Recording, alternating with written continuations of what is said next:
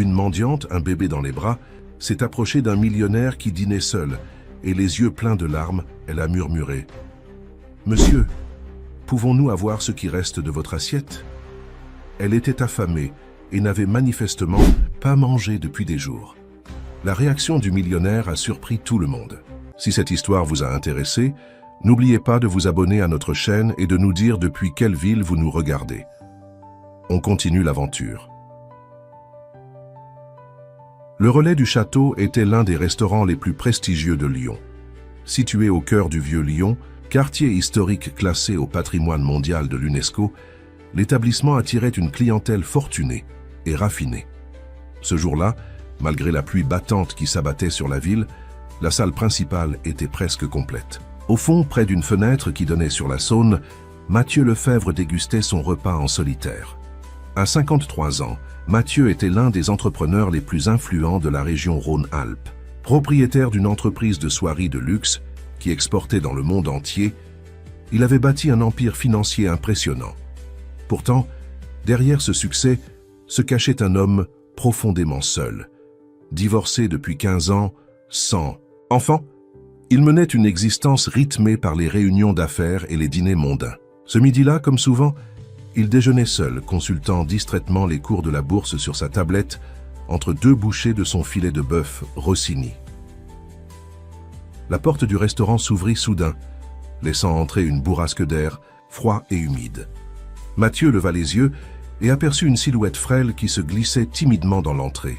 C'était une petite fille, trempée jusqu'aux os, tenant dans ses bras ce qui semblait être un nourrisson enveloppé dans une couverture élimée. Elle devait avoir une dizaine d'années, peut-être 11. Ses vêtements usés et trop grands pour elle contrastaient violemment avec le décor raffiné du restaurant. Le maître d'hôtel, un homme à l'allure impeccable prénommé Pascal, se précipita vers l'enfant avec une expression mêlant agacement et embarras. « Mademoiselle, je dois vous demander de sortir immédiatement. Cet établissement n'est pas un refuge. Allez, dehors !» La petite fille ne bougea pas. Ses grands yeux bleus, d'une intensité troublante dans son visage pâle, fixaient la salle avec détermination. Le bébé dans ses bras commença à s'agiter, émettant de petits gémissements.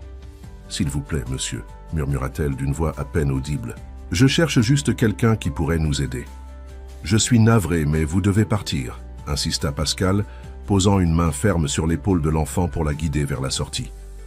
Plusieurs clients s'étaient retournés, observant la scène avec un mélange de curiosité et de malaise. Certains chuchotaient entre eux, d'autres détournaient pudiquement le regard. Mathieu, lui, ne pouvait détacher ses yeux de cette petite silhouette. Il y avait quelque chose dans son regard, une dignité, une force qui le troublait profondément. Sans réfléchir, il se leva de sa table et traversa la salle. « Pascal, laissez cet enfant tranquille », dit-il d'une voix calme mais autoritaire.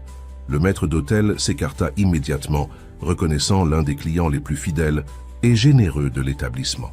« Monsieur Lefebvre, je vous prie de m'excuser, mais le règlement... »« Je connais le règlement, » coupa Mathieu. « Cet enfant est avec moi. » Il se tourna vers la petite fille qui le regardait avec surprise. « Comment t'appelles-tu » demanda-t-il doucement. « Élodie » répondit-elle après une hésitation. « Élodie Moreau. Et ce bébé ? C'est Lucas, il a 8 mois. » Mathieu hocha la tête et sourit légèrement. « Eh bien, Élodie et Lucas Moreau, me feriez-vous l'honneur de partager mon déjeuner ?» Les yeux de la fillette s'écarquillèrent, mêlant méfiance et espoir. « Je voulais juste demander si nous pouvions avoir les restes, » murmura-t-elle avec une fierté blessée. « Nous n'avons pas mangé depuis... » Sa voix se brisa. Le bébé gémit plus fort et elle le berça instinctivement contre sa poitrine. « Venez, » dit simplement Mathieu, lui faisant signe de le suivre. Il conduisit Élodie jusqu'à sa table sous les regards stupéfaits des autres clients. Pascal, comprenant que toute objection serait inutile, s'empressa d'ajouter un couvert et une chaise haute pour le bébé. Élodie s'assit maladroitement, tenant toujours fermement Lucas. Ses mains étaient rougies par le froid et tremblaient légèrement. « Tu peux poser le petit, » suggéra Mathieu. « Il sera bien dans cette chaise. »« Il va pleurer, » répondit Élodie. « Il ne connaît que moi et mamie. »« Ta grand-mère » demanda Mathieu. Élodie hocha la tête. « Oui, nous vivons ensemble à la Croix-Rousse. Mais elle est malade, Et... Elle s'interrompit, comme si elle en avait déjà trop dit. Mathieu n'insista pas. Il fit signe à un serveur. « Apportez-nous un potage pour la demoiselle et demandez en cuisine s'ils peuvent préparer rapidement une purée adaptée pour un bébé de cet âge. Ah, et un chocolat chaud également. » Le serveur s'éloigna promptement. Mathieu observa Élodie qui restait sur ses gardes, berçant doucement le petit Lucas. Sa méfiance était palpable, mais son regard trahissait une fatigue immense. « Comment es-tu arrivé jusqu'ici » demanda-t-il. « À pied » répondit-elle simplement. « J'ai marché depuis la Croix-Rousse. » Mathieu fut saisi d'étonnement. La Croix-Rousse était un quartier situé sur la colline au nord de Lyon, à plusieurs kilomètres du Vieux-Lyon. Cet enfant avait traversé une bonne partie de la ville sous la pluie avec un bébé dans les bras. Pourquoi ce restaurant en particulier? Élodie haussa légèrement les épaules. Je passais devant, j'ai vu des gens manger par la fenêtre. Ça sentait bon. Sa réponse, d'une simplicité désarmante, toucha Mathieu plus qu'il ne l'aurait imaginé. Le serveur revint avec un bol fumant de soupe à l'oignon et un chocolat chaud. La purée pour le petit arrive dans quelques minutes, annonça-t-il. Élodie regarda le bol avec envie, mais ne fit aucun geste pour commencer à manger. « Tu peux y aller », l'encouragea Mathieu. « C'est pour toi. »« Merci, monsieur », murmura-t-elle avant de saisir maladroitement la cuillère, tentant de manger tout en tenant Lucas. « Laisse-moi t'aider », proposa Mathieu, tendant les bras. « Je peux tenir le petit pendant que tu manges. » Élodie hésita longuement, puis avec une réticence visible, lui tendit le bébé. Mathieu prit Lucas avec précaution, surpris par sa légèreté. Le nourrisson le fixa de ses grands yeux bruns, sans pleurer comme Élodie l'avait prédit. « Il t'aime bien », constata-t-elle avec étonnement, avant de se mettre à manger sa soupe, avec une avidité qui trahissait sa faim. Mathieu berça doucement, Lucas observant ses traits délicats. Quelque chose dans ce visage innocent éveillait en lui des émotions qu'il croyait depuis longtemps éteintes. Le bébé agrippa soudain son doigt avec une force surprenante pour un être si petit, et Mathieu sentit une étrange chaleur l'envahir. « Sa maman vous l'a confié ?» demanda-t-il à Élodie qui terminait son bol. La fillette leva les yeux et son regard s'assombrit. « Ce n'est pas mon frère. C'est le fils de notre voisine, Madame Bertrand. Elle me l'a laissé il y a 3 semaines. Elle devait revenir le chercher après 2 jours. Elle a dit qu'elle partait pour un entretien d'embauche à Paris. » Élodie but une gorgée de chocolat avant de poursuivre. Elle n'est jamais revenue. Son appartement est vide maintenant. Mathieu sentit son cœur se serrer. L'histoire était à peine croyable, et pourtant le regard direct d'Élodie ne laissait aucun doute sur sa sincérité. « Et ta grand-mère, elle s'occupe aussi de lui. »« Elle essaie, » répondit Élodie, « mais son cœur est malade.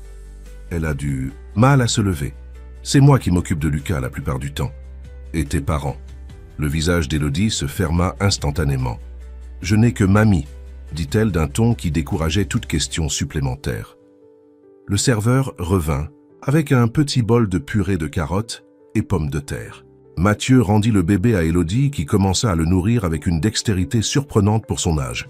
« Tu t'occupes très bien de lui », remarqua Mathieu. « J'ai l'habitude », répondit-elle simplement. « Mais c'est difficile quand on n'a plus rien à manger à la maison. » Mathieu observa Élodie terminer patiemment de nourrir le petit Lucas. Ses gestes, bien que maladroits par moments, témoignaient d'une attention et d'un dévouement qui le touchaient profondément. Derrière cette apparente fragilité se cachait une force de caractère peu commune pour une enfant de cet âge. « Comment faites-vous pour le lait ?» demanda-t-il, tandis qu'Élodie essuyait délicatement la bouche du bébé avec une serviette. « On te achète du lait en poudre quand on peut, » répondit-elle. « Sinon, je le dilue avec plus d'eau. Le médecin du dispensaire dit que ce n'est pas l'idéal, mais que c'est mieux que rien. » Cette réponse, prononcée avec un naturel désarmant, provoqua chez Mathieu un mélange de colère et de tristesse. Il resta silencieux un moment, puis sortit son portefeuille et régla l'addition, y ajoutant un généreux pourboire. « Je vais vous raccompagner, » déclara-t-il en se levant. « Ma voiture est garée près d'ici. » Élodie le regarda avec méfiance. « Pourquoi ? Feriez-vous ça, monsieur ? » ?»« Parce qu'il pleut toujours et que tu ne peux pas refaire tout ce chemin à pied avec Lucas, » répondit-il simplement. « Et aussi parce que j'aimerais rencontrer ta grand-mère. » La petite fille hésita. pesant visiblement le pour et le contre. Finalement, elle hocha la tête. « D'accord, mais mamie n'aime pas la charité. Elle dit que nous avons notre dignité. » Mathieu sourit légèrement. « Je respecte cela, je lui parlerai avec respect. » Ils quittèrent le restaurant sous les regards curieux des autres clients. Dehors, la pluie avait faibli, mais le ciel restait menaçant. Mathieu conduisit Élodie jusqu'à sa voiture, une berline de luxe noire garée non, loin. Il installa le siège auto qu'il gardait habituellement dans le coffre, un vestige de l'époque où il emmenait parfois sa filleule en promenade. « C'est comme un trône pour bébé », expliqua-t-il à Élodie qui observait l'installation avec curiosité.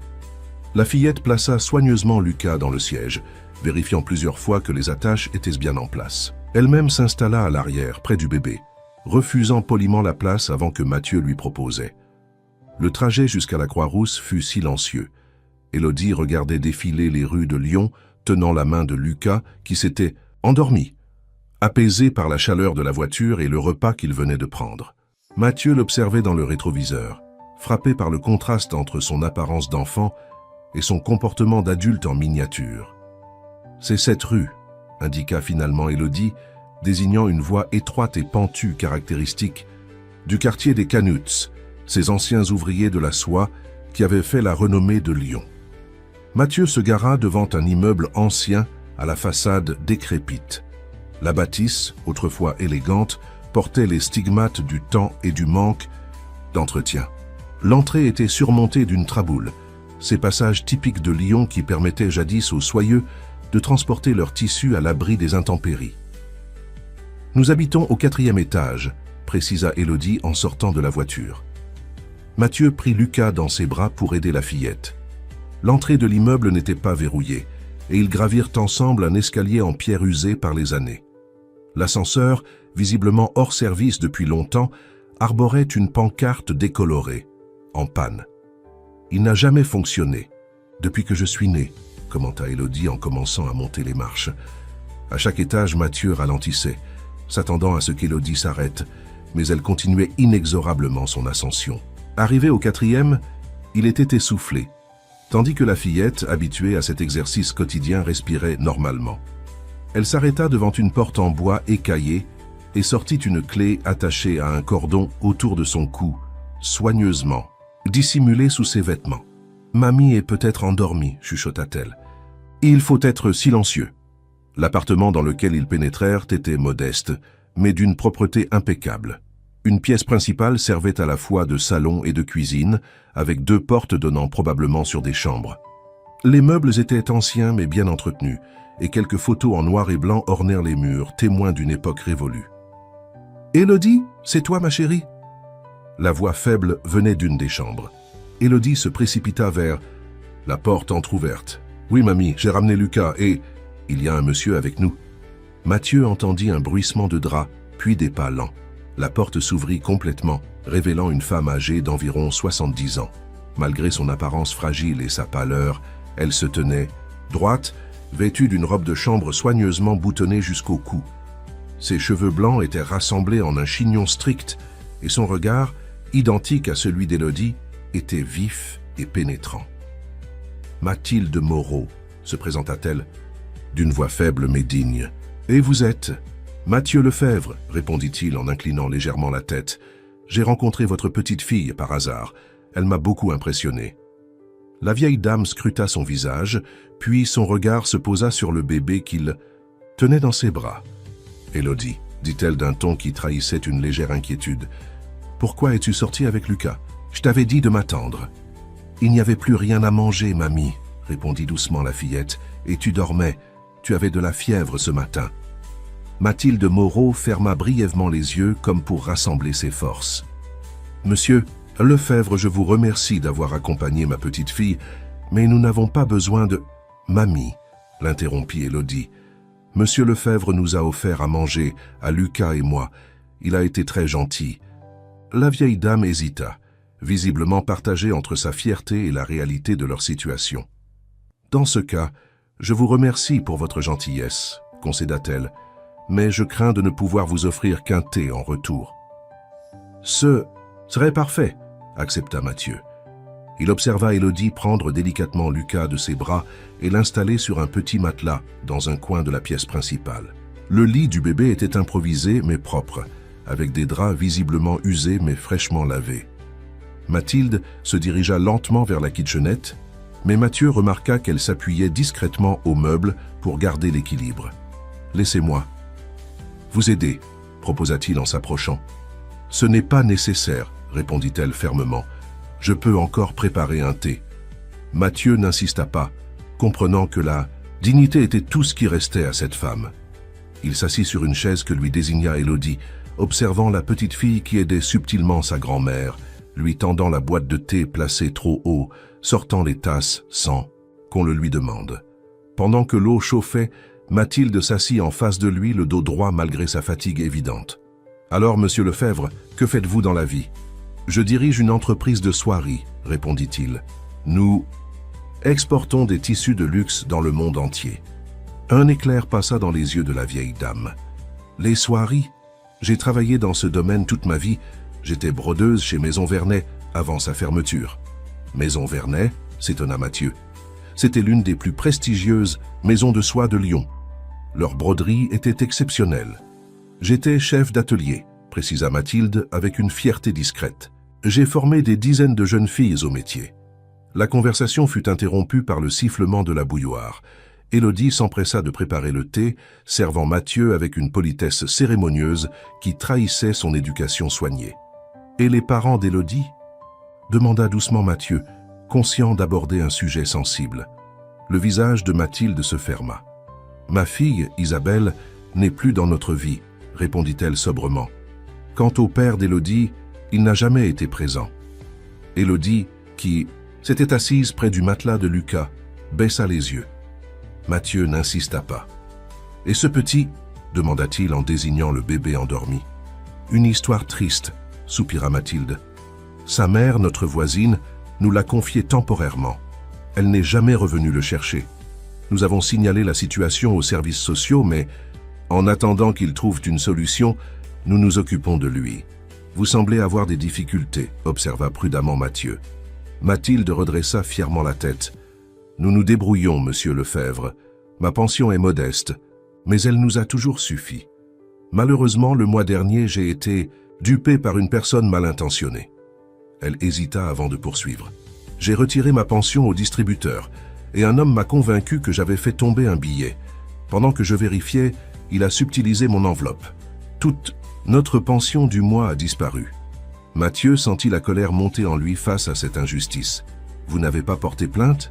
Bien sûr que si, répondit Mathilde. Mais sans preuve, sans témoin. La police a été compréhensive, mais impuissante. Nous attendons la prochaine pension dans 3 semaines. Et en attendant, nous économisons chaque centime, intervint Élodie d'une voix calme. Mais aujourd'hui, il ne restait plus rien dans les placards. Mathieu regarda autour de lui, notant les détails qui trahissaient la pauvreté. Les meubles, élimés, les vêtements rapiécés, les rideaux décolorés par le soleil. Pourtant, tout était impeccablement propre, témoignant d'une dignité farouche. « Madame Moreau, » dit-il après un moment de réflexion, « j'aimerais vous faire une proposition. » Mathilde Moreau fixa Mathieu avec un mélange de curiosité et de méfiance. Des années de difficultés lui avaient appris à se méfier des propositions inattendues, surtout venant d'inconnus, aussi bien intentionnés semblait-il. « Je vous... »« Écoute, monsieur Lefebvre, » dit-elle d'une voix mesurée. Mathieu prit une gorgée de thé, rassemblant ses pensées. L'idée qui venait de germer dans son esprit lui semblait à la fois impulsive et parfaitement sensée. « Madame Moreau, mon entreprise recherche actuellement une consultante pour notre département de broderie traditionnelle. Nous développons une ligne de produits inspirés du patrimoine lyonnais, et votre expérience à la Maison Vernet serait inestimable. » Les yeux de Mathilde s'élargirent légèrement, mais elle resta silencieuse, attendant la suite.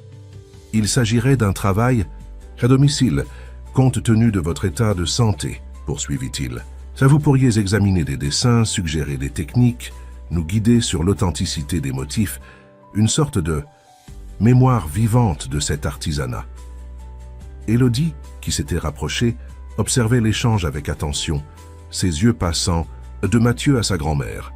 Et quelle serait la rémunération pour ce travail? Demanda Mathilde, allant droit au but. 3 000 € mensuels, répondit Mathieu sans hésiter. Pour commencer, à réévaluer selon l'ampleur du projet. Un silence pesant s'installa dans la pièce. La somme, considérable pour cette famille, habituée à vivre avec une modeste pension, semblait presque irréelle. C'est beaucoup trop pour quelques conseils, dit finalement Mathilde. Je ne peux pas accepter. Ce n'est pas de la charité. Madame Moreau, insista Mathieu, c'est un échange commercial. Votre savoir-faire a une valeur que le marché a oubliée, mais que mon entreprise reconnaît. De plus, je vous proposerai un contrat en bonne et due forme. Mathilde resta silencieuse, visiblement partagée. Élodie, qui n'avait pas quitté des yeux le visage de sa grand-mère, intervint doucement. « Mamie, tu pourrais au moins essayer. Si ça ne te plaît pas, tu pourras toujours arrêter, non ?» La vieille dame tourna son regard vers sa petite-fille, puis vers le bébé endormi dans son coin. « Pourquoi faites-vous cela, monsieur Lefebvre ?» demanda-t-elle finalement. « Soyez honnête. » Mathieu soutint son regard. « Parce que votre petite-fille a montré aujourd'hui plus de courage et de dignité que la plupart des adultes que je côtoie quotidiennement. Parce que vous avez travaillé toute votre vie dans un domaine que je respecte profondément.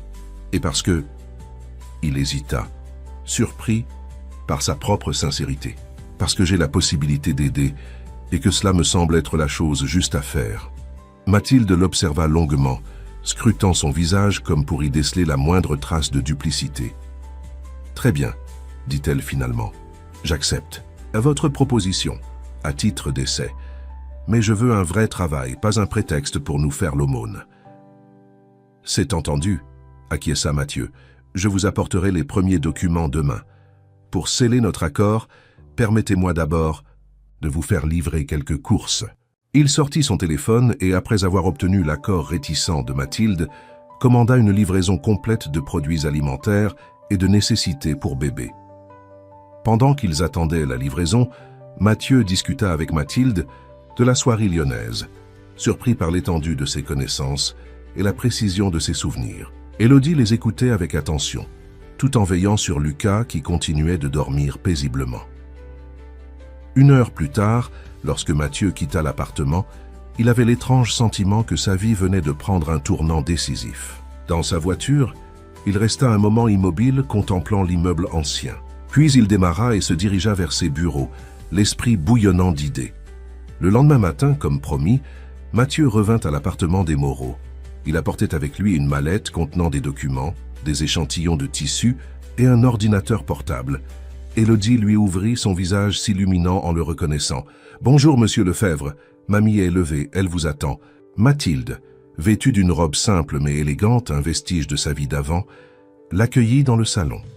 Elle semblait plus alerte que la veille, comme si la perspective de ce nouveau travail lui avait insufflé une énergie nouvelle. « J'ai préparé du café, » annonça-t-elle, « un vrai pas la poudre instantanée, grâce à votre livraison. » Mathieu accepta avec plaisir, notant que l'atmosphère de l'appartement avait changé. Les placards, désormais remplis, avaient redonné une certaine sérénité au lieu. Pendant 2 heures, ils travaillèrent ensemble sur les premiers projets. Mathilde se révéla être exactement ce que Mathieu espérait.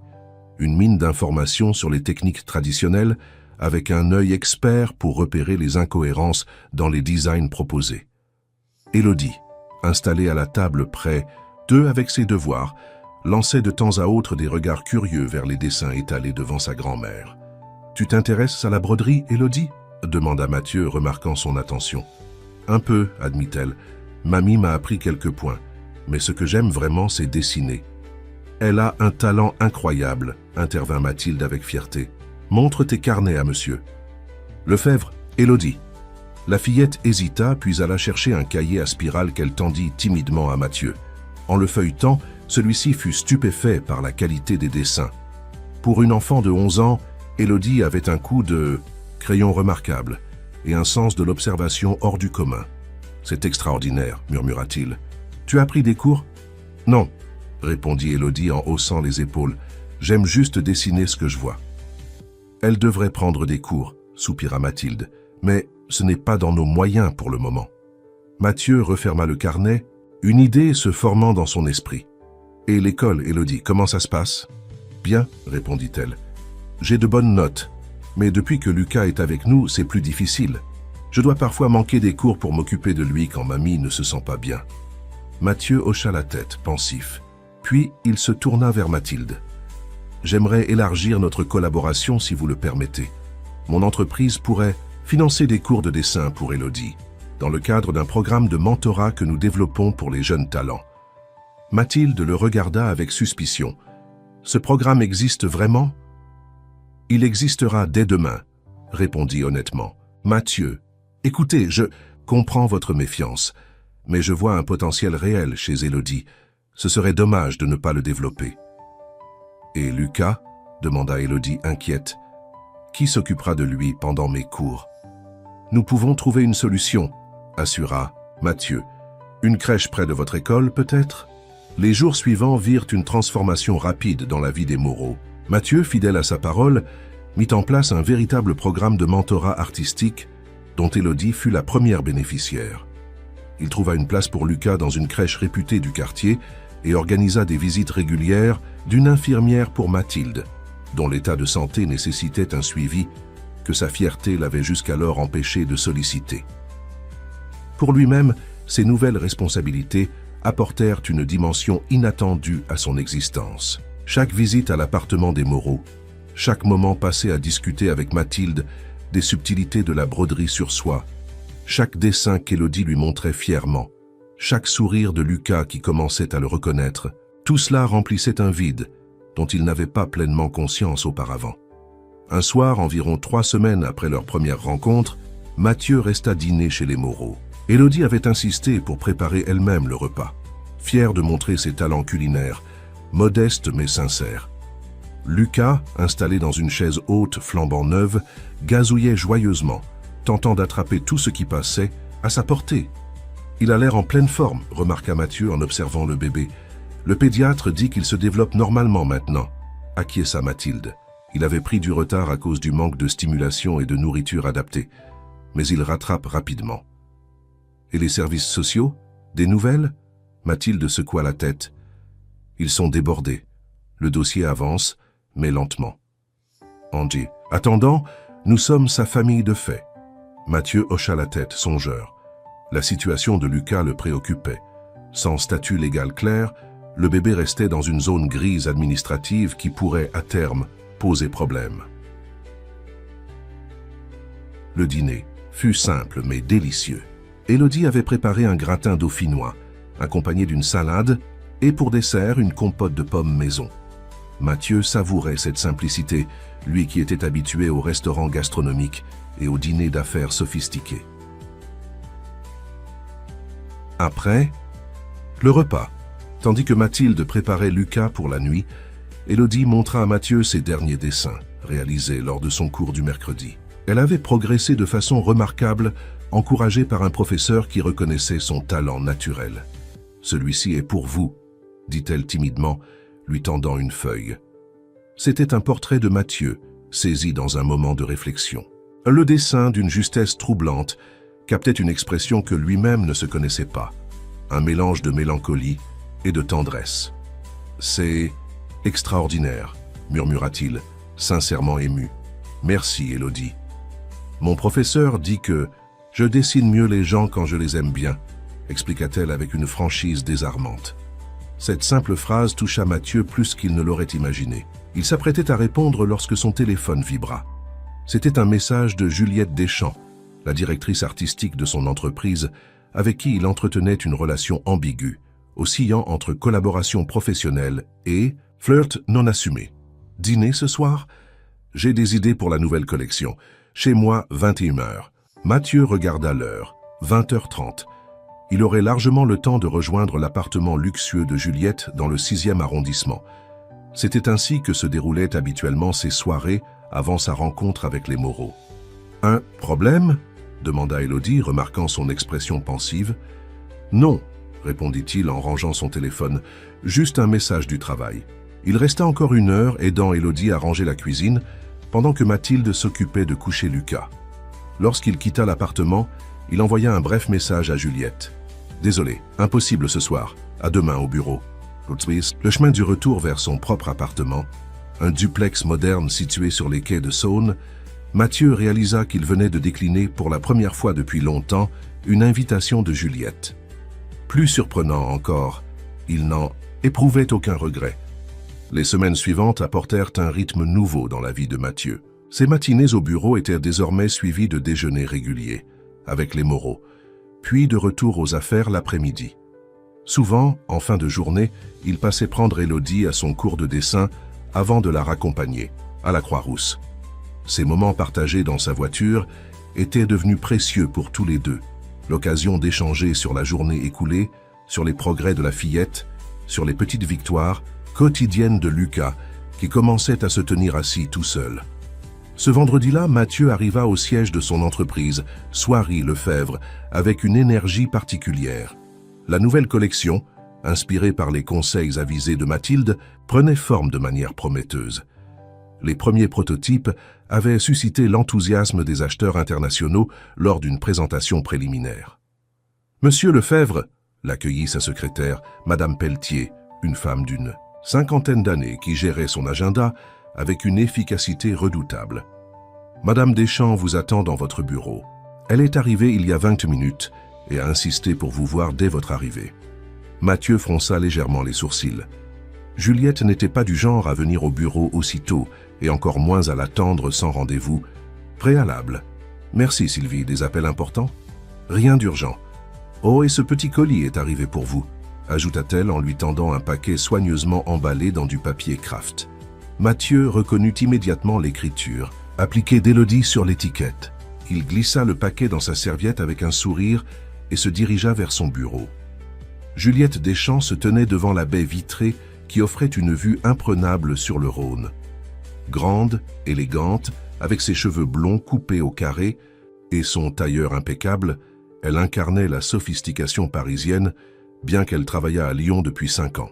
« Mathieu », dit-elle en se tournant vers lui, « enfin !» Son ton, plus froid que d'habitude, le mit immédiatement sur ses gardes. « Juliette, je ne m'attendais pas à te voir si tôt. Un problème avec la collection. » Elle le dévisagea un instant avant de répondre. « La collection ? Non, elle est parfaite. Trop parfaite d'ailleurs. Cette vieille dame que tu as engagée comme consultante est visiblement douée. » Elle fit une pause calculée, presque aussi douée que sa petite fille pour s'immiscer dans ta vie. Mathieu posa sa serviette sur son bureau et inspira profondément. « Si tu as quelque chose à dire, Juliette, sois directe. »« Très bien. » Elle s'approcha, son parfum coûteux envahissant l'espace entre eux. « Depuis 1 mois, tu annules nos dîners, tu écourtes nos réunions, tu refuses systématiquement mes invitations. Et pendant ce temps, tu joues les bienfaiteurs. Pour cette famille improvisée de la Croix-Rousse. Comment es-tu au courant ? Demanda-t-il surpris. Juliette eut un petit rire sans joie. Lyon n'est pas si grande, Mathieu. Des gens te voient. Tu crois que personne n'a remarqué le grand Mathieu Lefebvre, héritier des Soieries Lefebvre, qui se promène avec une gamine des quartiers populaires et un bébé? Qui finance des cours d'art pour une inconnue? Qui engage une retraitée sans contrat officiel? Mathilde a un contrat tout ce qu'il y a de plus officiel, corrigea-t-il sèchement. Ah oui, ce fameux programme de conseil en patrimoine artisanal créé sur mesure pour elle. Juliette secoua la tête. Tu te rends compte de ce que les gens disent? Que tu as perdu la tête, que tu te laisses manipuler par ces opportunistes. Mathieu sentit la colère monter en lui, mais s'efforça de rester calme. Je me fiche de ce que disent les gens, Juliette, et je trouve inquiétant que toi tu y accordes tant d'importance. J'accorde de l'importance à cette entreprise, s'exclama-t-elle, à notre collaboration, à ce que nous avons construit ensemble ces dernières années. Il y avait une note de possessivité dans sa voix qui n'échappa pas à Mathieu. Leur relation avait toujours été ambiguë, oscillant entre professionnalisme et séduction, sans jamais franchir complètement la ligne. Une danse prudemment chorégraphiée qui convenait parfaitement à leur vie respective, jusqu'à présent. Notre collaboration professionnelle n'a jamais été aussi fructueuse, répondit-il calmement. La nouvelle collection en est la preuve. Quant au reste, je ne te dois aucune explication sur ma vie privée. Les yeux de Juliette se durcirent. Très bien. Mais en tant que directrice artistique, j'ai le droit de m'inquiéter quand mon PDG compromet notre image de marque en s'affichant avec des inconnus louches. « Des inconnus louches ?» répéta Mathieu, incrédule. « Tu parles d'une fillette de 11 ans, d'un bébé et d'une ancienne chef d'atelier de la maison Vernet. » Juliette balaya l'argument d'un geste de la main. « Tu ne vois pas clair, Mathieu. Cette femme et sa petite-fille t'ont repéré, ont étudié tes habitudes et ont monté un stratagème pour t'attendrir. Le coup de la fillette qui entre dans un restaurant de luxe avec un bébé, c'est digne d'un roman de Dickens. » Mathieu la fixa, stupéfait par la froideur de son analyse. « Tu te trompes complètement. Tu ne les connais pas. Toi non plus. Tu les as rencontrées il y a quoi, 1 mois. Et déjà, tu réorganises ta vie autour d'elles. Tu dépenses sans compter pour les aider. » Elle s'interrompit, secouant la tête. « Tu ne trouves pas ça suspect? Ce que je trouve suspect, c'est ton acharnement contre des personnes que tu n'as jamais rencontrées, » répliqua-t-il. « Qu'est-ce qui te dérange vraiment? Juliette, que j'aide quelqu'un désintéressement? Ou que je n'ai plus autant de temps à te consacrer? » La question flotta dans l'air, chargée de non-dits. Juliette le dévisagea longuement avant de reprendre la parole. Sa voix soudain plus douce. « Je m'inquiète pour toi, Mathieu. Sincèrement. Tu as toujours été un homme rationnel, calculateur même. Et soudain, tu te lances dans cette croisade caritative. Ce n'est pas toi. » « Peut-être que c'est justement moi, » répondit-il doucement. « Peut-être que c'est la première fois depuis longtemps que je fais quelque chose qui a du sens. » Un silence s'installa entre eux, lourd de désaccord. Finalement, Juliette reprit son sac posé sur une chaise. « Je vois que cette conversation ne mène nulle part, mais réfléchis à ce que je t'ai dit, et n'oublie pas que nous avons une réunion importante cet après-midi avec les acheteurs japonais. » Elle se dirigea vers la porte, puis se retourna une dernière fois. « Au fait, la rumeur dit que la mère de la petite est une toxicomane connue des services sociaux. Tu devrais peut-être creuser un peu avant de t'attacher trop. » Sur ces mots, elle sortit, laissant Mathieu troublé. Il savait que Juliette pouvait être manipulatrice, mais cette attaque frontale contre les moraux le prenait au dépourvu. Surtout, il s'inquiétait de la façon dont ces rumeurs pourraient affecter Élodie et Mathilde si elles venaient à se propager. Il s'assit à son bureau et sortit le petit paquet qu'Élodie lui avait envoyé. En l'ouvrant délicatement, il découvrit un dessin encadré.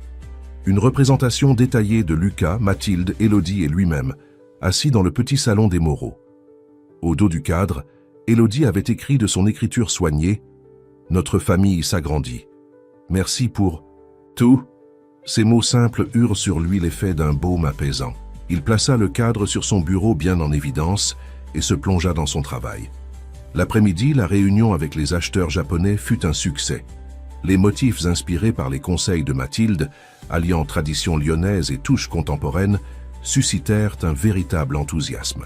Même Juliette, professionnelle jusqu'au bout des ongles, mit de côté leurs différends pour présenter brillamment la collection. Lorsque Mathieu quitta son bureau en fin de journée pour aller chercher Élodie à son cours de dessin, il se sentait plus serein. Pourtant, les paroles de Juliette continuaient de résonner dans un coin de son esprit. Que savait-il vraiment de la mère d'Élodie? De l'histoire complète de cette famille? Élodie l'attendait devant l'école d'art, son carton à dessin sous le bras. En le voyant, son visage s'illumina d'un sourire qui chassa instantanément les doutes de Mathieu. « Tu as reçu mon cadeau ?» demanda-t-elle en montant dans la voiture. « Oui, il est magnifique. Je l'ai mis sur mon bureau. »« Vraiment? Les gens qui viennent te voir peuvent le voir. »« Absolument, » confirma-t-il. « Je suis fier de l'exposer. » Élodie parut satisfaite. Puis son expression changea, devenant plus sérieuse. « Il s'est passé quelque chose à l'école aujourd'hui, » dit-elle. « Une assistante sociale est venue me parler pendant la récréation. » Mathieu sentit son cœur se serrer. « À quel sujet? » Elle m'a posé des questions sur Lucas. « Comment on s'en occupe, s'il va bien? » Et aussi, elle hésita. « Des questions sur toi. Comment on t'a rencontré? Ce que tu fais chez nous. » La main de Mathieu se crispa légèrement sur le volant. « Et qu'as-tu répondu? »« La vérité, dit simplement Élodie, que tu nous aides parce que tu es gentil, que mamie travaille pour ton entreprise, que Lucas va bien maintenant. » Mathieu hocha la tête, réfléchissant rapidement. La visite de cette assistante sociale n'était probablement pas un hasard. Quelqu'un avait-il fait un signalement? Juliette? Elle t'a dit pourquoi elle venait te voir spécifiquement aujourd'hui? Élodie secoua la tête. Non, mais elle a dit qu'elle viendrait bientôt à la maison pour rencontrer mamie et voir Lucas. Cette nouvelle préoccupait Mathieu. Non pas qu'il craignait une inspection, Lucas était parfaitement bien traité, mais l'intervention soudaine des services sociaux après des semaines d'inaction lui semblait suspecte. « Mamie est au courant. »« Pas encore. Je voulais t'en parler d'abord. » Cette confiance spontanée toucha Mathieu. En si peu de temps, il était devenu pour Élodie une figure de référence, quelqu'un vers qui se tourner en cas de problème. Les jours suivants apportèrent leur lot d'inquiétudes. Mathilde accueillit la nouvelle de la visite prochaine des services sociaux avec une dignité stoïque, mais Mathieu nota l'ombre qui voila son regard. Pour elle, les institutions représentaient toujours une menace potentielle, le risque de voir sa famille improvisée se disloquer. « Ils ne peuvent rien nous reprocher », affirma Mathieu pour la rassurer. « Lucas est en parfaite santé, il est bien. Nourri, propre, heureux. Élodie va à l'école régulièrement, tout est en ordre. » « Les apparences ne suffisent pas toujours, » répondit doucement Mathilde. « Ils peuvent estimer que je suis trop âgé et malade pour m'occuper d'un bébé, que notre logement n'est pas adapté, que la situation est trop précaire. » Justement, la situation s'est considérablement améliorée, argumenta Mathieu. Votre santé est suivie, vos revenus sont stables, Élodie a des activités enrichissantes. Grâce à vous, le coupa Mathilde, et c'est précisément ce qui m'inquiète. Que se passera-t-il si vous décidez un jour que vous en avez assez de nous? Si votre intérêt s'émousse, Lucas sera placé, Élodie en sera dévastée, et nous nous retrouverons à la case départ, mais avec des souvenirs encore plus douloureux. La franchise de la vieille dame déstabilisa Mathieu. Il réalisa que derrière sa reconnaissance, Mathilde nourrissait une crainte légitime, celle de voir cette nouvelle stabilité s'effondrer comme un château de cartes. « Je ne vais pas disparaître de vos vies », affirma-t-il avec conviction. « Ce que nous avons construit ensemble n'est pas un caprice passager pour moi. » Mathilde le regarda longuement, semblant peser la sincérité de ses paroles. « Je vous crois, » dit-elle finalement. « Mais les services sociaux ne s'intéresseront pas à vos intentions. Ils voudront des garanties concrètes. » Cette conversation laissa Mathieu pensif. Quelle garantie pouvait-il offrir? Quelle place exacte occupait-il dans cette famille atypique? Il se surprit à envisager des solutions qu'il n'aurait jamais imaginées quelques mois plus tôt. Le lendemain, il consulta discrètement un avocat spécialisé en droit de la famille. La situation de Lucas était complexe, techniquement abandonné, mais sans procédure officielle d'abandon. Les démarches pour clarifier son statut seraient longues et incertaines. Quant à Élodie, sa mère, bien qu'absente, conservait l'autorité parentale. La meilleure solution pour sécuriser la situation, expliqua l'avocat, serait que vous deveniez famille d'accueil officiellement agréée, mais c'est un processus assez exigeant. Une autre option serait d'entamer une procédure de délégation d'autorité parentale, avec l'accord de la mère si on peut la localiser. Mathieu quitta le cabinet avec plus de questions que de réponses, mais une détermination renforcée. Pendant ce temps, à son bureau, la situation se compliquait également. Juliette, fidèle à sa nature, n'avait pas abandonné. Mathieu commença à remarquer des regards en coin, des conversations qui s'interrompaient à son approche. Un matin, il surprit une discussion entre deux cadres de l'entreprise qui évoquaient ses problèmes personnels et l'influence néfaste de sa nouvelle obsession. Plus inquiétant encore, certains partenaires commerciaux commencèrent à se montrer hésitants. Un important contrat avec une maison de haute couture parisienne fut soudainement mis en suspens, sans explication claire. « C'est Beaumont qui a des doutes », lui confia André Meunier, son directeur commercial, un ami de longue date. « Il a entendu des rumeurs sur ta stabilité, sur des décisions impulsives que tu aurais prises récemment. » « Des rumeurs? De quelle source ?» André détourna le regard. « Tu sais comment fonctionne le milieu, Mathieu. Les gens parlent. » Et puis, il hésita. Juliette a déjeuné avec Beaumont la semaine dernière. Une rencontre informelle, d'après elle. Mathieu sentit la colère monter en lui. Il n'était pas naïf. Il savait que Juliette était capable de manœuvres sournoises pour parvenir à ses fins. Mais s'attaquer à l'entreprise elle-même, potentiellement, mettre en danger des emplois juste pour l'atteindre lui personnellement, c'était un niveau de malveillance qu'il n'avait pas anticipé. Il convoqua Juliette dans son bureau le jour même. Elle se présenta avec son assurance habituelle, vêtue d'un tailleur impeccable, son carnet de croquis sous le bras comme si elle s'attendait à une réunion de travail ordinaire. « Je sais ce que tu fais », attaqua Mathieu sans préambule. Les rumeurs, le déjeuner avec Beaumont, les doutes semés auprès de nos partenaires. Juliette ne prit même pas la peine de nier. « Je protège l'entreprise », répondit-elle froidement. « Quelqu'un doit le faire puisque tu sembles avoir perdu tout, sans des priorités. En sabotant nos contrats, c'est ainsi que tu protèges l'entreprise. En envoyant un message clair, Soiery Lefebvre traverse une phase transitoire. Une fois que tu auras repris tes esprits, la confiance reviendra. » Mathieu la dévisagea, sidéré par tant de cynisme. « Tu es virée, Juliette, immédiatement. » Elle eut un petit rire, incrédule. « Tu ne peux pas me virer, je suis essentiel à cette entreprise et tu le sais. Sans moi, la nouvelle collection est en péril. La collection est pratiquement terminée. Et si tu étais si irremplaçable, tu n'aurais pas besoin de recourir à des méthodes aussi méprisables pour te sentir en sécurité. » Juliette perdit soudain son air assuré. « Tu fais une grave erreur, Mathieu.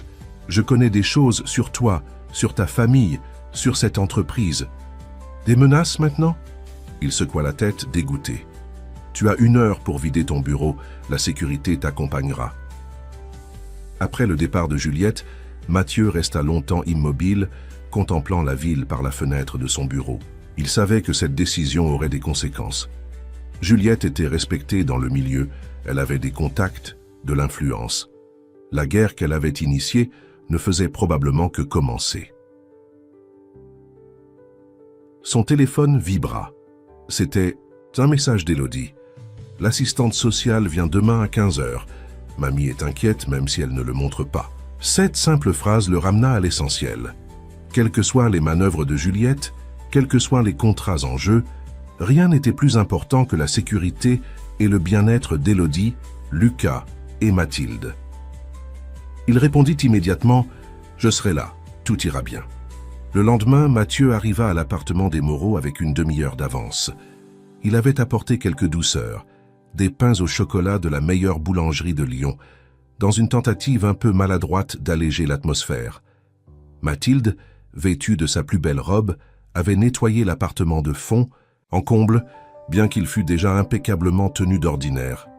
Élodie, dans une jupe plissée et un chemisier bleu ciel, semblait plus jeune et vulnérable que jamais. Quant à Lucas, propre et pimpant dans une salopette neuve, il gazouillait joyeusement, inconscient de la tension qui régnait. À 15 h précises, la sonnette retentit. Mathilde ouvrit la porte à une femme d'une quarantaine d'années, au visage avenant mais au regard professionnel et évaluateur. « Bonjour, je suis Madame Leroux des services sociaux », se présenta-t-elle. Son regard s'attarda sur Mathieu avec une curiosité non dissimulée. « Et vous êtes Mathieu Lefebvre, un ami de la famille », répondit-il en lui tendant la main. L'entretien qui suivit fut cordial, mais minutieux. Madame Leroux posa des questions précises sur la routine quotidienne de Lucas. Les arrangements pour sa garde, la scolarité d'Élodie, la santé de Mathilde. Elle inspecta l'appartement, notant la propreté des lieux, l'espace dédié au bébé, les jouets adaptés à son âge. « Puis-je vous demander, Monsieur Lefebvre, quelle est exactement votre implication auprès de cette famille ?»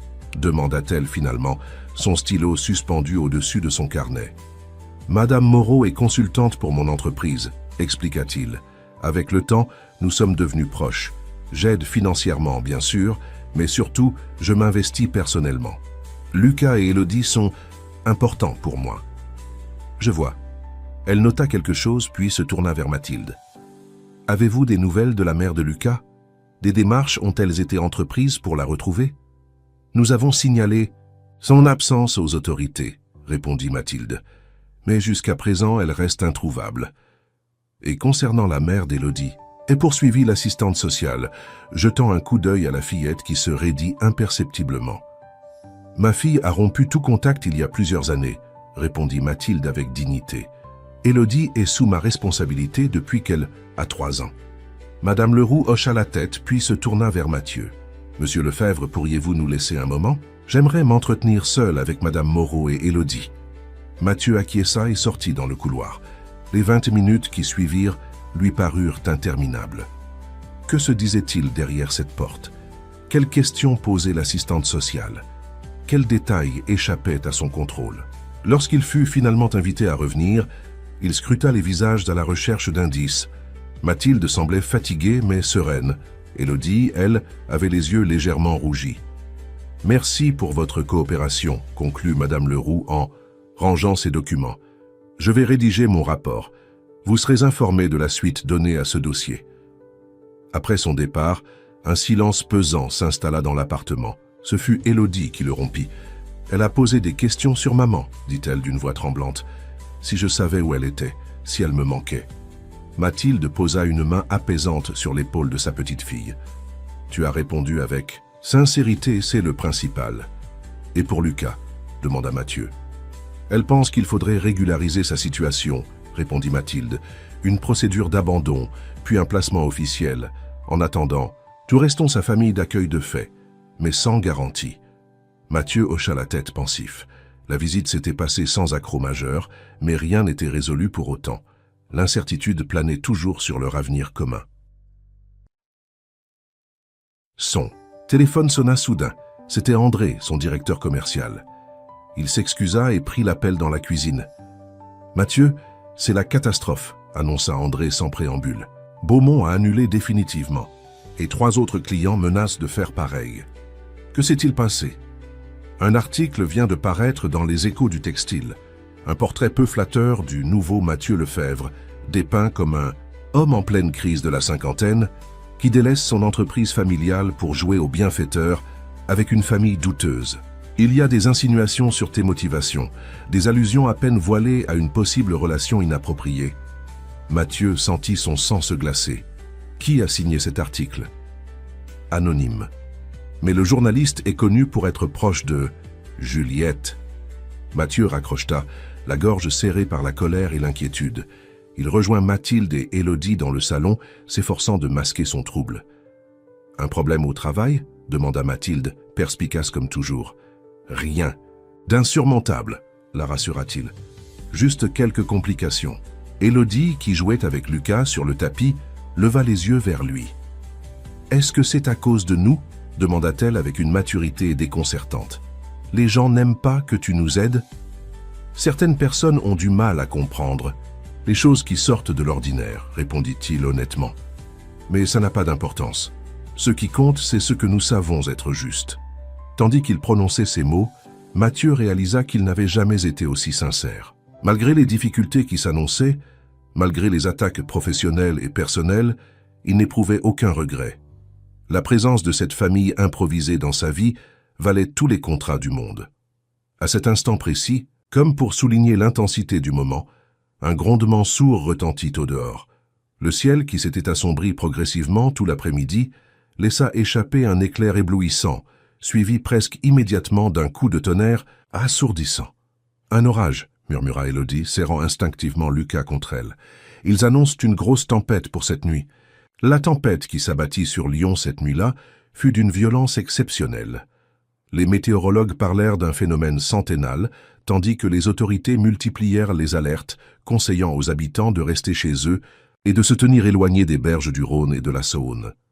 Mathieu, rentré chez lui après avoir longuement hésité à rester auprès des Moreau, ne trouvait pas le sommeil. Son esprit oscillait entre les menaces professionnelles orchestrées par Juliette et l'inquiétude pour Mathilde, Élodie et Lucas. L'appartement de la Croix-Rousse, avec ses fenêtres anciennes et son toit vieillissant, résisterait-il aux rafales? S'annonçait à plus de 120 km/h. Vers 3 heures du matin, son téléphone sonna. C'était Élodie, sa voix à peine audible par-dessus le hurlement du vent. « Mathieu, l'eau entre par le plafond. Mamie est tombée en essayant de mettre des seaux. Elle n'arrive plus à se relever. »« J'arrive tout de suite, » répondit-il sans hésiter. « Mets des couvertures sur Lucas et reste loin des fenêtres. » Sortir dans cette tempête relevait de l'inconscience, mais Mathieu ne pouvait envisager de rester à l'abri pendant que sa famille de cœur affrontait le danger. Il s'habilla rapidement, prit une trousse de premiers secours et se précipita vers son garage. Les rues de Lyon étaient méconnaissables. Des branches arrachées, des débris de toutes sortes jonchèrent la chaussée. La pluie, poussée par des rafales violentes, réduisait la visibilité à quelques mètres à peine. Plusieurs fois, Mathieu dut s'arrêter, incapable de distinguer la route devant lui. La montée vers la Croix-Rousse, habituellement pittoresque avec ses ruelles pentues, s'était transformée en torrent.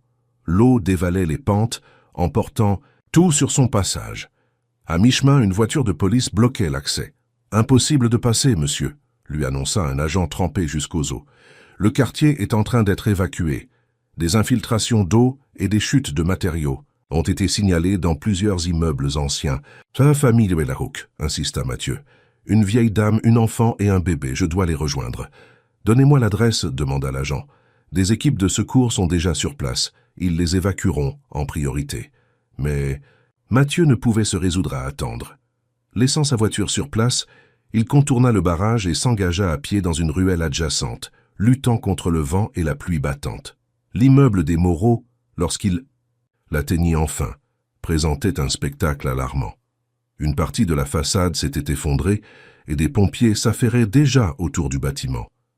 Un groupe de résidents hagards attendait sous une bâche tendue à la hâte.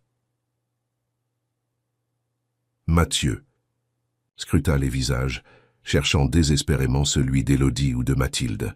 Ne les voyant pas, il s'approcha d'un pompier. « Je cherche la famille Moreau, 4e étage, appartement 403, » expliqua-t-il, la voix tremblante malgré lui. « On a évacué le 3e, mais le 4e est encore en cours, » répondit le pompier. « L'escalier principal est fragilisé, on passe par l'échelle côté cour. » Sans attendre, Mathieu se précipita vers l'arrière du bâtiment. Là, une grande échelle mécanique permettait aux pompiers d'accéder directement aux étages supérieurs. Il aperçut alors Élodie à une fenêtre, tenant Lucas enveloppé dans plusieurs couvertures. « Mathieu !» cria-t-elle en le voyant. Un pompier était déjà auprès d'elle, prenant délicatement Lucas pour le descendre. Élodie suivit, glissant le long de l'échelle avec l'agilité de son âge malgré la peur évidente qui se lisait sur son visage. Dès qu'elle posa pied à terre, elle se jeta dans les bras de Mathieu. « Mamie est toujours à l'intérieur », sanglota-t-elle. « Elle ne voulait pas partir avant d'avoir sauvé nos affaires. Le pompier m'a fait descendre avec Lucas d'abord. » À cet instant, un craquement sinistre retentit, suivi d'un bruit d'effondrement. Une partie du toit venait de céder sous la violence des éléments. « Reculez tous », ordonna le chef des pompiers. Mathieu serra Élodie et Lucas contre lui, les protégeant instinctivement des débris qui volaient dans tous les sens. Son cœur battait à tout rompre, paralysé par la peur que Mathilde ne soit prise sous l'effondrement. De longues minutes s'écoulèrent, interminables. Puis enfin un pompier apparut à la fenêtre, portant Mathilde dans ses bras. La descente fut lente, précautionneuse.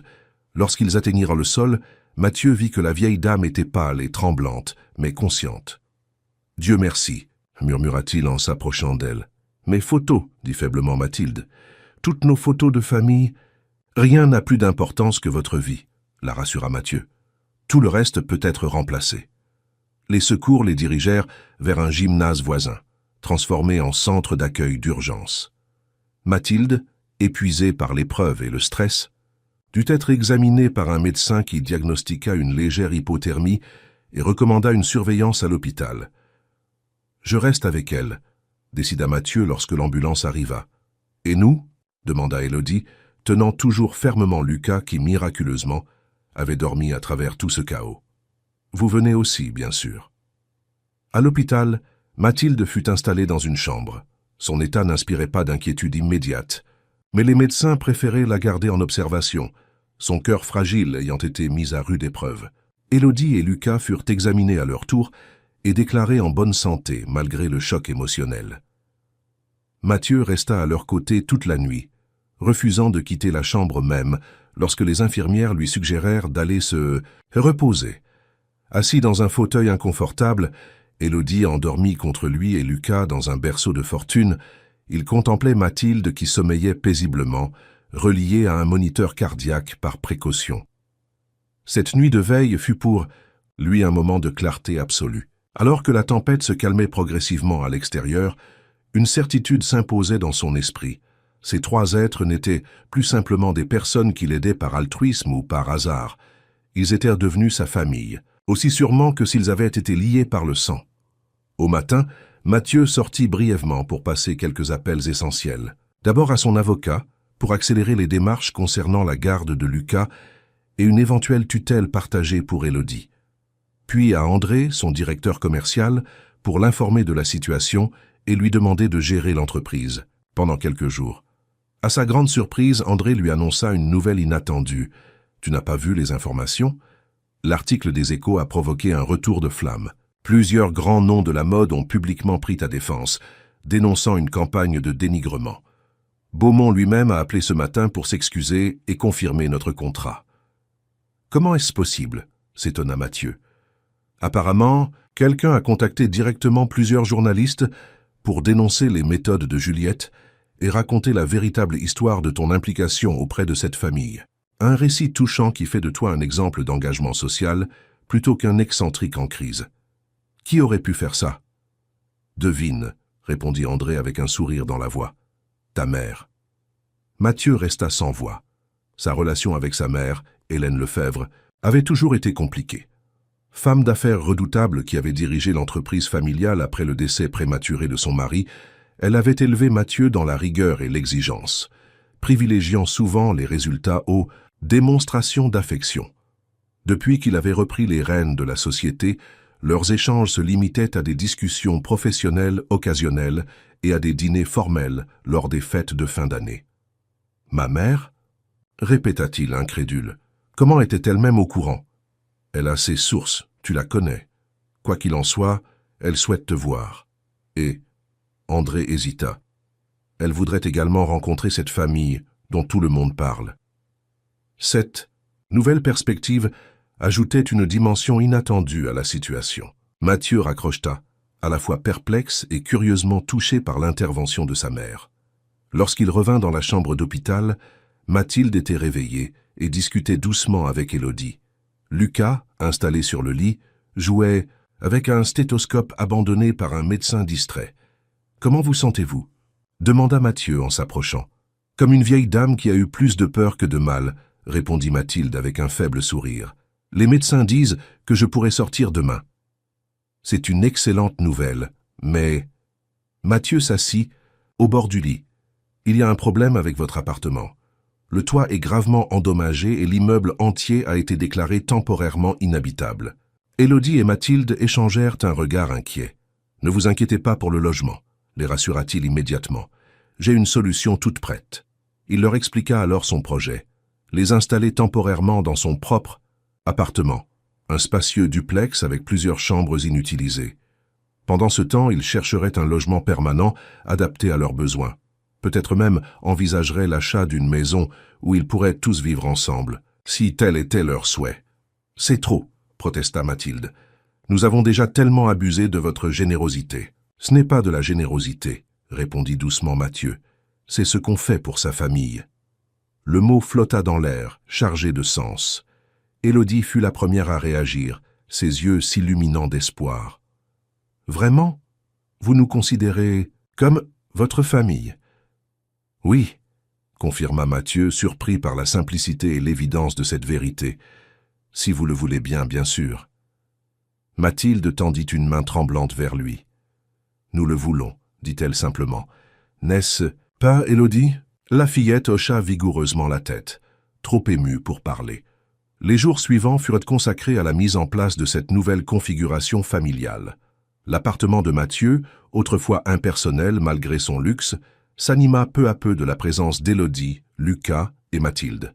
Des jouets apparurent dans le salon autrefois immaculé, des dessins colorés ornèrent le réfrigérateur, et le silence habituel fut remplacé par les rires de Lucas et les discussions animées lors des repas pris ensemble. Contre toute attente, la mère de Mathieu tint sa promesse de visite. Hélène Lefebvre, élégante et imposante malgré ses 70 ans, arriva un dimanche après-midi portant des cadeaux soigneusement choisis pour chaque membre de cette nouvelle famille. La rencontre, d'abord tendue, se transforma progressivement en un moment de partage inattendu. Hélène, habituellement réservée, se révéla attentive et chaleureuse, particulièrement avec Lucas qu'elle prit sur ses genoux avec un naturel qui surprit Mathieu. « Il me rappelle toi à cet âge », confia-t-elle à son fils pendant qu'Élodie montrait fièrement ses dessins à Mathilde. « Tu avais ce même regard curieux. »« Je ne pensais pas que tu t'en souvenais, » répondit Mathieu, touché par cette rare évocation de son enfance. « Je me souviens de tout, » dit simplement Hélène. « même si je n'ai pas toujours su le montrer. Cette visite marqua le début d'un rapprochement, non seulement entre Mathieu et sa mère, mais aussi entre les deux générations de femmes. Mathilde et Hélène, malgré leur parcours radicalement différents, partageaient une force de caractère et une résilience qui créaient, entre elles, un respect mutuel immédiat. Sur le front professionnel, la situation s'améliora également. L'article malveillant fut rapidement oublié, remplacé par des portraits plus nuancés de Mathieu Lefebvre.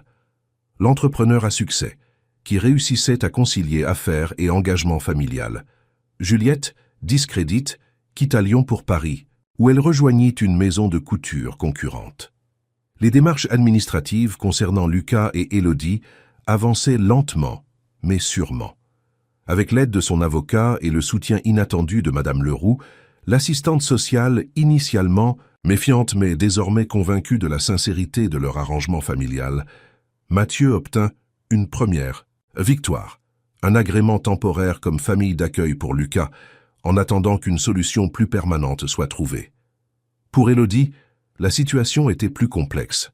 Retrouver sa mère, Isabelle, s'avéra nécessaire pour clarifier l'autorité parentale. Après des recherches discrètes, ils la localisèrent dans un centre de réhabilitation à Marseille.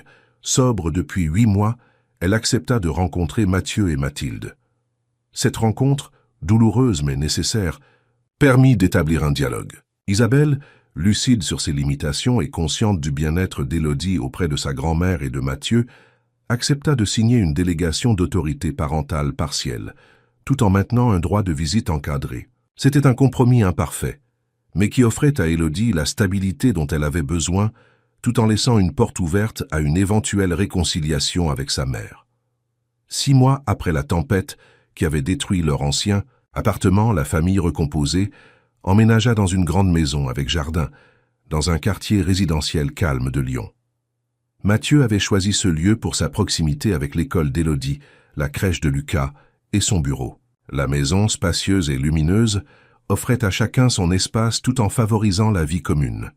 Le jour de l'emménagement, alors que les derniers cartons étaient déballés et que Lucas faisait une sieste dans sa nouvelle chambre, Élodie s'approcha timidement de Mathieu qui accrochait un tableau dans le salon.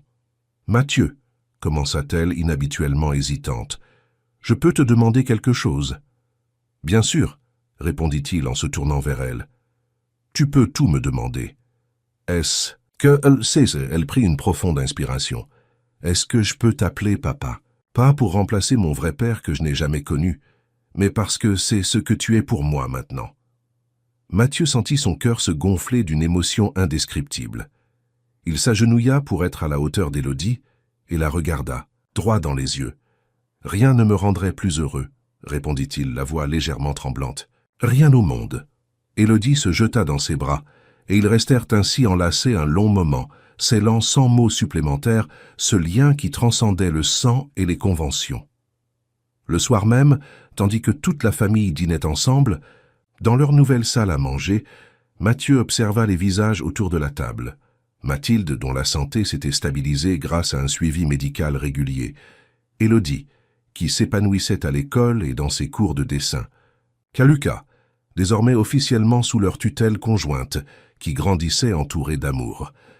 Il réalisa alors pleinement le chemin parcouru depuis ce jour pluvieux où une petite fille courageuse était entrée dans un restaurant de Luxo pour demander les restes d'un repas. Ce qui aurait pu n'être qu'un geste de charité passager s'était transformé en une aventure humaine extraordinaire, redessinant les contours de sa propre existence. Dans un coin du salon, encadré avec soin, trônait le dessin qu'Élodie lui avait offert des mois plus tôt, leur portrait de famille. Sauf qu'il n'était plus une projection d'un possible avenir, mais le reflet fidèle de leur présent.